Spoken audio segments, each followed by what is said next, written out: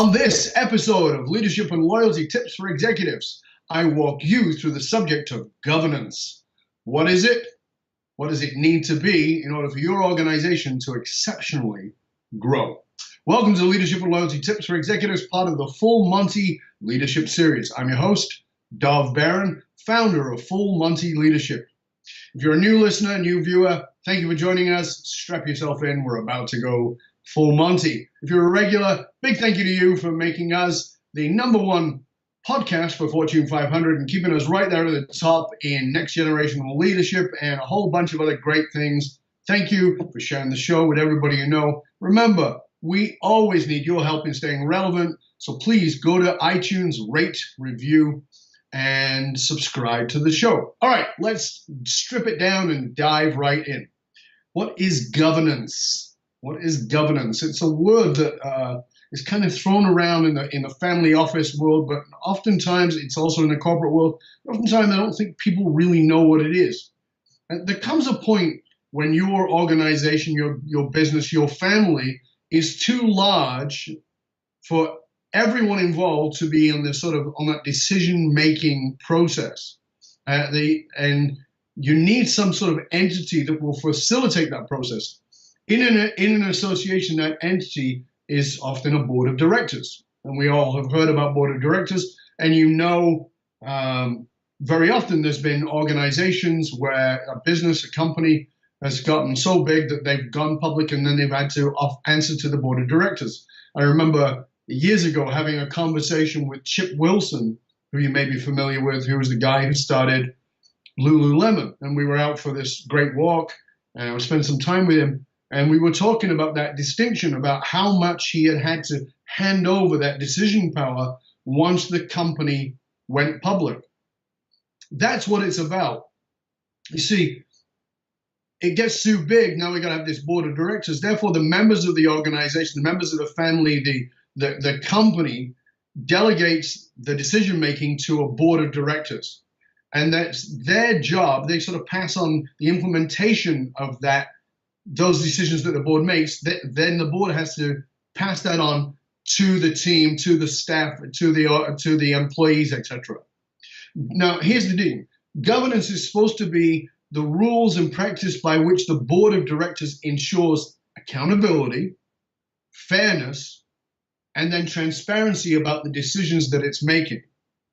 Good governance is supposed to be this robust and reliable system. It's supposed to give members the confidence in the decision-making process. It's supposed to build trust and respect between the members and the elected leaders, whoever they are, whatever their positions are, because it's supposed to ensure ethical, purpose-aligned decision-making. So governance determines who is the voice, or rather who has a voice in making decisions and how those decisions are made, and then who is accountable for those. Now, normally in an organization, there's a document, a mandate that sets out the rules of governance for a particular organization. However, ultimately, and this is where I want to get back to in a bit, ultimately, it's the norms. It's whatever's made normal. It's the norms and the actions of an organization that determines the effectiveness of governance. So if certain things are made normal, they're allowed to go on. That's where we can get into some serious challenges, because normal is whatever's been made acceptable. So if somebody is an abusive leader, which often happens, or is not an alpha dog, but an alpha wolf, meaning that they will tear down others in order to push through their own mandate, their own agenda, that becomes normal and therefore becomes part of the organizational effectiveness and organizational governance and gets in the way of effectiveness. So true governance would be full accountability. And therefore, the obligation to communicate and answer to the members of an organization for the consequences of a decision that the board makes. Board. Again, not the alpha wolf, but the board. Now, obviously, that requires the clarity of communication that allows everyone the ability to follow and understand the decision-making process, as opposed to, well, we've made this decision. No, here's why we've made the decision. So it's about not only here and why we've made the decision. It is the how and the why of any decision. Obviously, board decisions must follow obvious things like, the law, but also it needs to follow this guidance and laid out, the guidance system that's been laid out. Here's where it can get a bit tricky. The board has a responsibility to listen and fulfill the needs of the organization. Now, very often, most often, the board is fulfilling the wants and needs of the shareholders in a equity-owned or shareholder-owned organization. If the ethics are not perfectly clear, if the purpose is not perfectly clear of an organization, it becomes all about profit. Now, again, is profit important? Of course it is. That's what you run your business on. But more importantly is what is behind that. What is the why of the why, as I say? So governance, really good governance, should ensure accountability, fairness, transparency, and alignment to the company's purpose. Here's the challenge. As you climb through the ranks of any organization,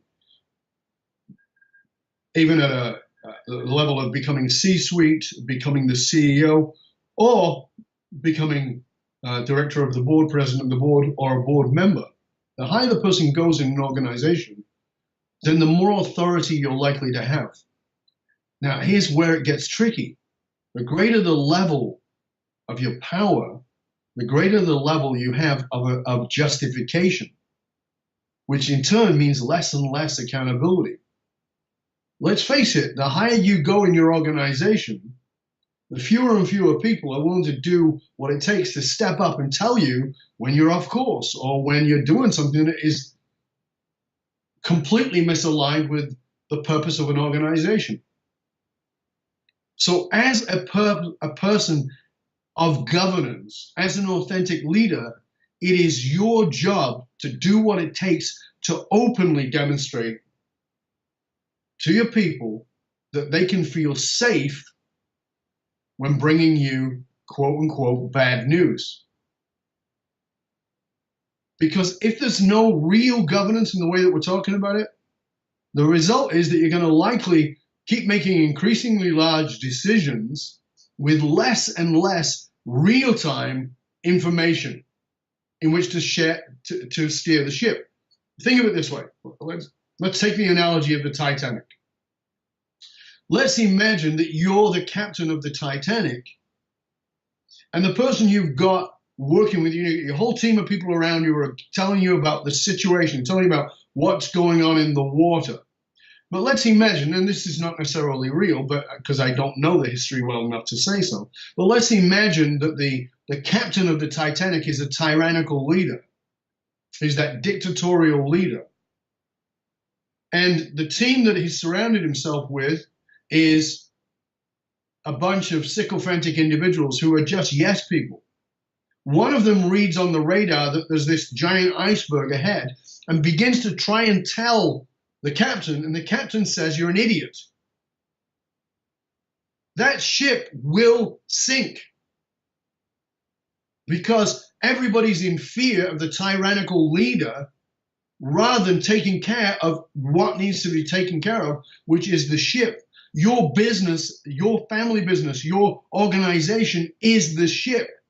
And if you can't listen to the feedback that is beyond the captain or beyond the president or the chairman or the CEO of an organization, if you can't listen to that, you're going to sink the ship. It's going down. So here's the thing. What if you encouraged the actual active engagement of the people who work with you, who are with you, who are part of your process?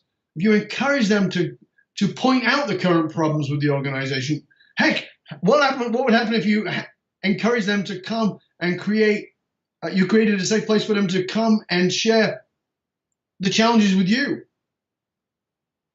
Doing that is part of what it takes to create an emotionally safe place in your organization. And that emotional safe place will bond your family, your organization, and your team. I put it to you that it's the leader's job to create an emotional safe place environment for themselves, but also for others, so that you can truly remain aware of what's actually happening rather than receiving those sycophantic, yes, yes, sir, no, sir, yes, madam, responses that could, in fact, cripple your business, could, quote, sink your ship. Governance is supposed to be the rules and practice by which the board of directors ensures accountability, fairness, transparency about the decisions. It's supposed to be a robust and reliable system. It's supposed to give members confidence in the decision-making process. However, if none of those things are possible, let me rephrase that. However, none of those things are possible without a highly developed sense of emotional intelligence that is applied to business, to leadership, and to family dynamics. Your job as a leader is to create an emotional safe place, but it's incredibly difficult to create an emotionally safe place if you don't understand the family dynamics, how they're interacting, how you interact with each other. And by the way, we go into organizations, very often they are family businesses, but very often they're not. And that family dynamic piece is still right there in that C-suite organization. It's still there in the boardroom. Until you can grasp how the family dynamic plays out, you're not going to be able to create that level of safety. So it's really important for you to take note, to actually get curious about how is the family dynamic playing out here. It's also vitally important that you develop a high level of emotional intelligence. And we've spoken a lot about emotional intelligence on previous shows. But again, I want to remind you that emotional intelligence is about understanding you before it's even about applying it to anybody else, discovering what it is that drives you, what it is that motivates you, what it is that's your coping mechanisms and your default in any particular situation. Knowing those things will determine what happens both in the high times when things are great, because listen, everybody looks like a spectacular leader and decision maker when it's a quote bull time when things are going great. It's far more difficult to be a spectacular leader when things are not going so great, because then you're actually much more accountable. So you've got to have that level of emotional intelligence with yourself.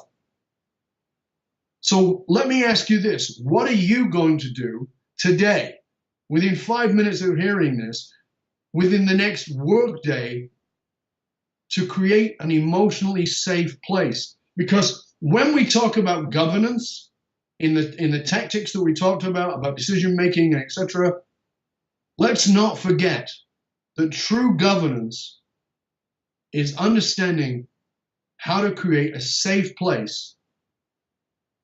I did a video recently and I talked about fitness and relationships. And I talked about the people who go along, they want to get in shape because they want to look good for the beach for the summer.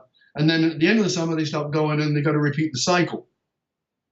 And I said that many people enter into relationships with exactly that same thing.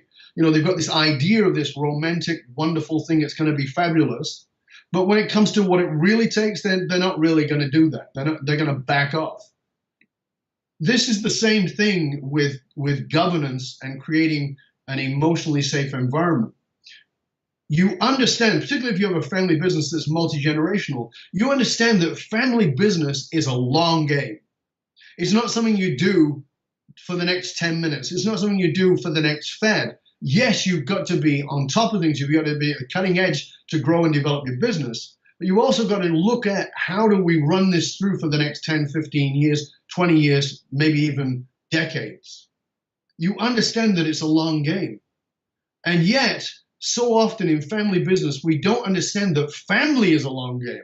We do understand it conceptually because we understand the generations. We understand that I'm looking for my offspring to step into the next step position of leadership. But we don't understand that family is a long game in that outside of the obligation of it, I'm required to actually develop those relationships if I want this to work. I understand I've got to develop my business. I understand that I've got to build the strategies that will move us forward. But how much time do I spend developing the family, the connection, the bond, the family dynamics, and the emotional intelligence it takes? So I put it to you that true governance is a long game that is based in emotional intelligence combined with family dynamics. If you want to learn more about emotional intelligence, accountability, and developing the kind of family, the kind of business that has you really have authentic leaders that become not only what they want, but what they need to be in order to create the emotional safety that can 10x your business and your loyalty, come on over to fullmontyleadership.com and find out more. We got lots of great stuff there for you. There is access to this podcast, of course, but there's hundreds of articles, great articles for you. There's videos. There's all kinds of resources for you to tap into. So again, fullmontyleadership.com. And remember, I have a gift for you. Get yourself over to Matrix, like the movie, matrix.fullmontyleadership.com. Matrix.fullmontyleadership.com. There I have a gift for you, valued at $197. It's in beta right now, which means you get to get it for free. All you have to do is go there, give your email, we'll let you in, and so you can tap into this resource, which is the Matrix for Authentic Leadership, to show you the 5 categories of authentic leadership, how you can test yourself in each of those categories and find out where you need to bring your strength up. And guess what? One of those categories is emotional intelligence. I want to thank you for joining us here at Leadership and Loyalty Tips for Executives, part of the Full Monty series. Again, I'm your host, Dov Baron. I want to thank you for sharing the show with everybody you know. Again, please rate, review, and subscribe to the show. And until next time, stay curious, my friends. Stay curious about how you can create an emotionally safe place in your work environment. Till next time.